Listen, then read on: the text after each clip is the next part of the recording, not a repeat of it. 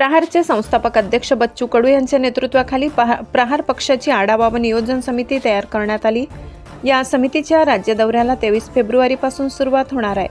राज्यस्तरीय प्रहारच्या आढावा व नियोजन समितीमध्ये प्रहार पक्षाचे कार्याध्यक्ष बल्लूभाऊ जवंजाळ, महाराष्ट्र राज्य अभियान प्रमुख महेश बडे, प्रहार दिव्यांग संघटनेचे प्रदेशाध्यक्ष धर्मेंद्र सातव, प्रहार दिव्यांग संघटनेचे राज्य उपाध्यक्ष शिवाजी गाडे यांची निवड करण्यात आली।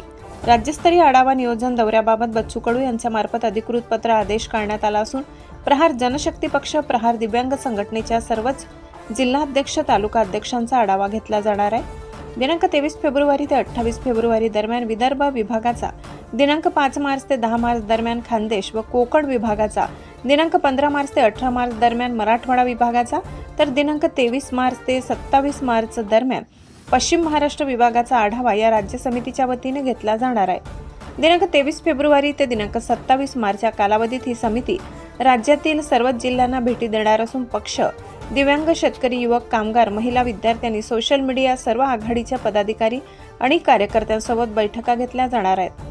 पक्ष संघटनेची मजबूती, तालुका जिल्हा कार्यकारिणीचा आढावा, स्थानिक प्रश्नांचा पाठपुरावा, पदाधिकारी कार्यक्षमता, बांधिलकी, संघटनात्मक बदल, सुधारणा याबाबत ही समिती आढावा घेऊन पक्षप्रमुख बच्चू कडू यांना अहवाल सादर करणार आहे।